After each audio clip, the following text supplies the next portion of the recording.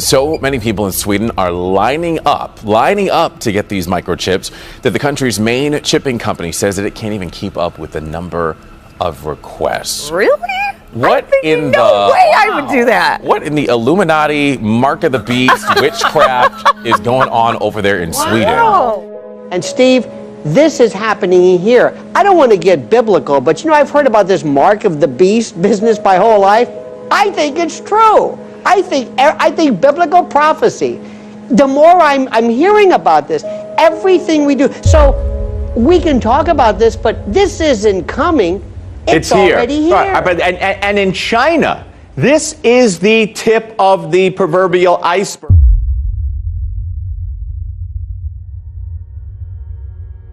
Couldn't sleep, so I came to the church.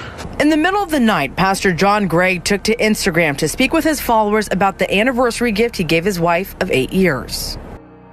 Pastor John Gray, he leads the Relentless Church down in South Carolina. It's an evangelical megachurch with some 22,000 members, many of whom weren't so happy when they learned of his very generous gift. This morning, outrage at the pulpit. Get that in your spirit. John Gray, a megachurch pastor in Greenville, South Carolina, speaking out after facing fierce criticism for buying his wife a $200,000 Lamborghini. First of all, it wasn't a pastor that bought the car.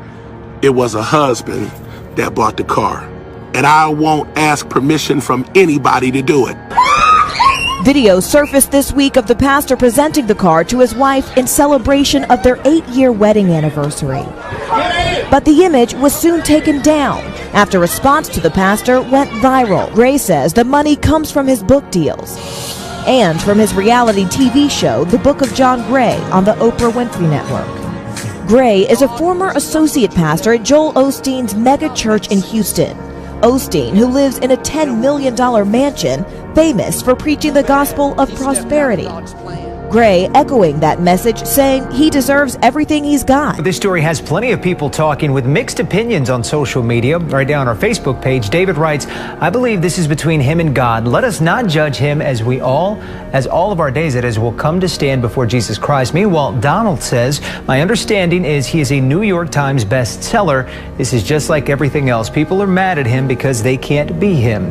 We also have a poll right now on our Facebook page asking you what you think about that purchase. So far, close to 11,000 people have already voted, and right now about 75% of them say that gift was inappropriate. The other 25% don't have a problem with it. Mr. Yang, has China declared war on Christianity? Yes. Fang Gongwang, a leading expert on religion in China, says what started several years ago as a small government campaign against unregistered churches has turned into all-out war. The campaign was first experimented in Zhejiang province in 2014 to 2016. Now it has become a nationwide campaign. A campaign where authorities routinely target houses of worship, destroy crosses, burn Bibles, and arrest pastors.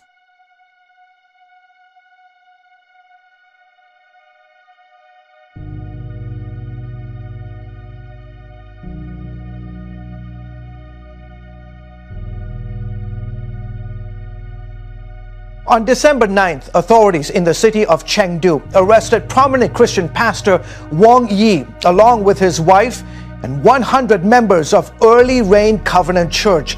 Authorities shut down the church and charged Pastor Wang with inciting subversion of state power.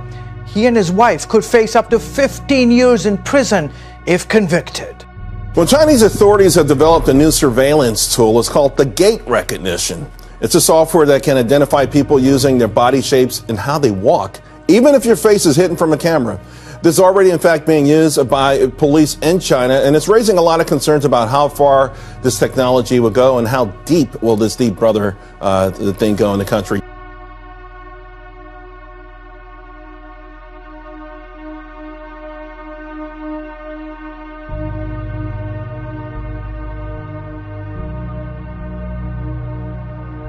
Another thing they have is called the social credit system, and it doesn't allow you to be a bad citizen. It's going to go into place in 2020, but already I've read that they've generated 7 million punishments. So This is sort of the scary stuff. We've read about it for a long time, but it's coming into existence. Yeah, I think this is new totalitarianism, and we've got to put this in a historical context. I mean, you can imagine what this kind of technology would be used under a Lenin or a Mao. Unfortunately, the trajectory of human rights and freedom in China is going the wrong way. We've seen Xi Jinping in many ways take plays out of Mao's playbook. So I think this is incredibly disturbing.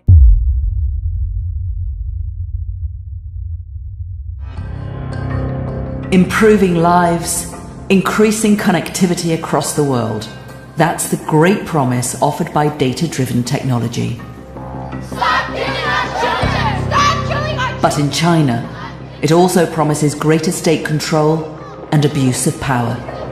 This is the next groundbreaking development in data-driven technology: facial recognition. And in China, you can already withdraw cash, check in at airports, and pay for goods using just your face. The country is the world's leader in the use of this emerging technology. And China's many artificial intelligence startups are determined to keep it that way in the future. Companies like Yitu,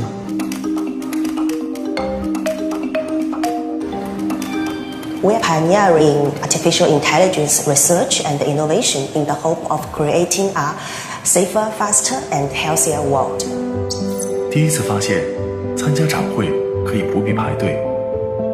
Yitu is creating the building blocks for a smart city of the future, where facial recognition is part of everyday life. This could even extend to detecting what people are thinking. 人工智能 Facial recognition, they can read people's emotions, and we are actually now working on these innovative demonstrations and technology. But the Chinese government has plans to use this new biometric technology to cement its authoritarian rule. The country has ambitious plans to develop a vast national surveillance system based on facial recognition. It'll be used to monitor its 1.4 billion citizens in unprecedented ways, with the capability of tracking everything from their emotions to their sexuality. What you buy, how you spend your time, if you jaywalk, if you smoke on a train, if you criticize the government, even a family or friends. I mean, this is... It's going to track what apps you're on your phone. It is Big Brother writ large, and if you think about the steps that Venezuela, Russia, and China are taking to implement their own cryptocurrencies, by 2020, I suspect they will be able to track their citizens' every economic move. I mean, the disparagement of economic freedom, of personal liberty. I mean, just when you think that China is so strong and clamps down so much, if there's an economic slowdown coming, they're going to have to maintain social order. Thousands of people in Sweden have opted to trade in their ID and their credit cards for tiny microchips that would be implanted like underneath their skin. Yeah, these chips are supposed to take the place of key cards, rail cards, credit cards. The chips are typically the size of a grain of rice and are implanted just under the skin between the thumb and forefinger. So many Swedes are lining up to get the microchips that the country's main chipping company says it can't keep up with the number of requests. The future is a wave of a hand away. In case you missed it, here it is again.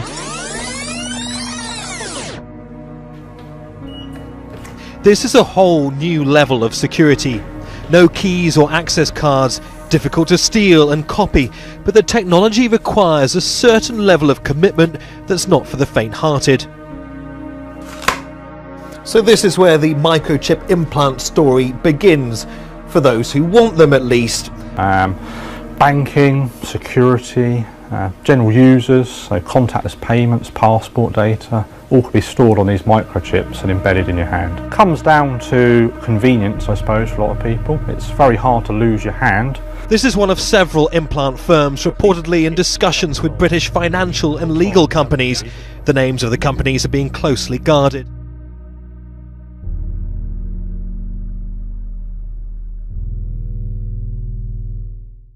There are worries microchipping could eventually become the new normal.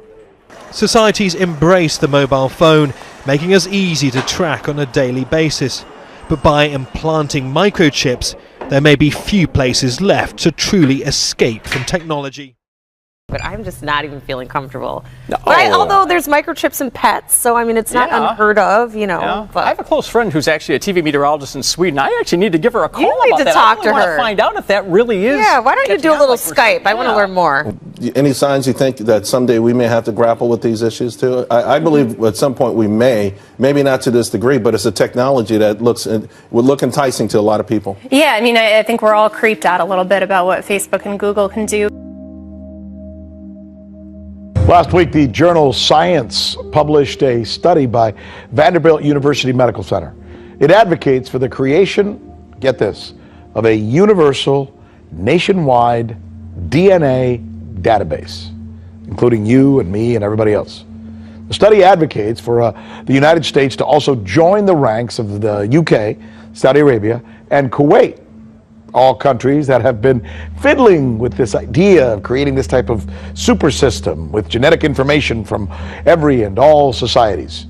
This study also submits that building this universal DNA database, you know, that swab thing that they send you that we've all done or sometimes police ask you to do, would actually result in more privacy. Now, if to you that sounds counterintuitive, you're certainly not alone. Because maybe what we should be asking is, where is that swab I gave for my DNA test going? Who has it? What are they doing with it? Who are they sharing it with? What could be the world's first designer babies. That's the claim of a Chinese researcher who says that he created gene-edited twins.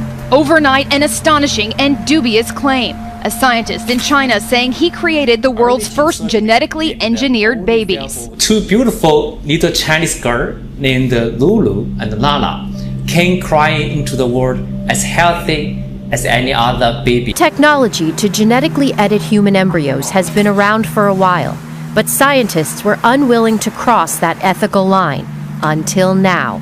I believe family need this technology, and I'm willing to take the criticism for them. The university where the researcher has worked is calling for an investigation, saying he has been on unpaid leave and officials were unaware of the research project and its nature.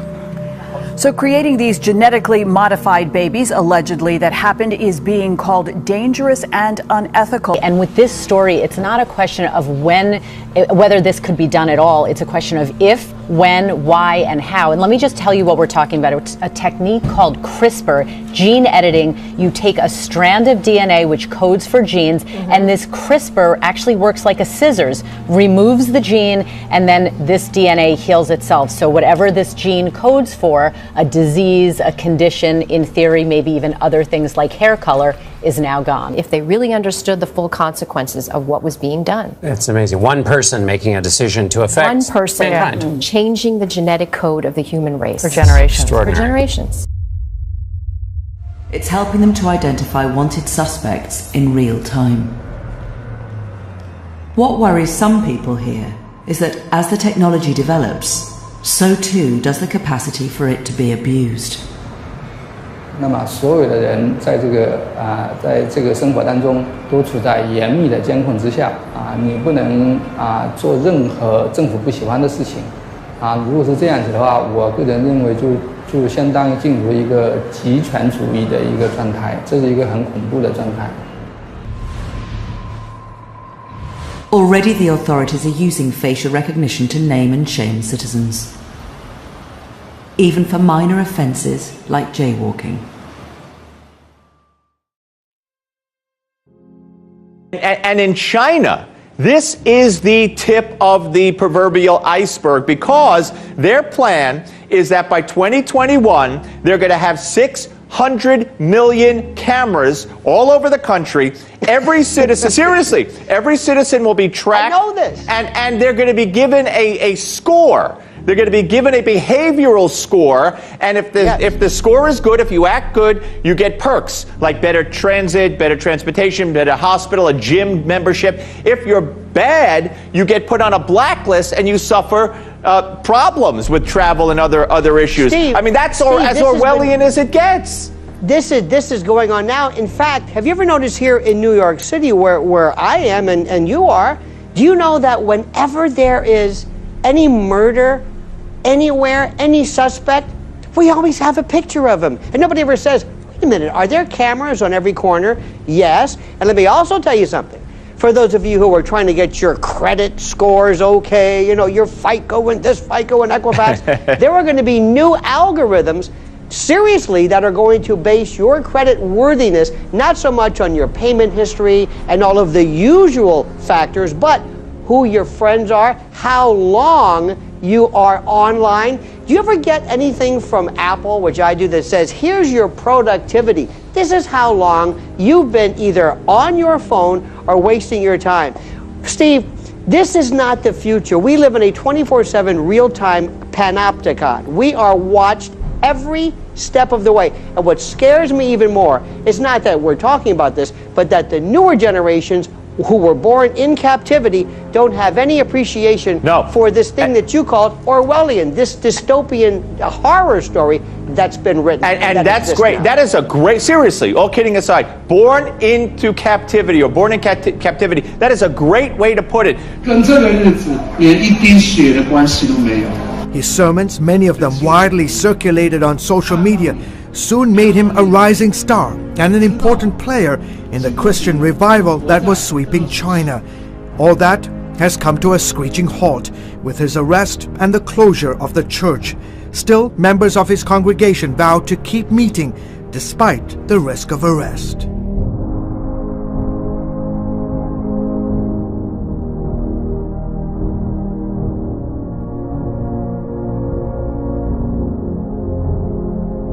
Without checks and balances, China will keep finding new ways to violate the human rights of its citizens.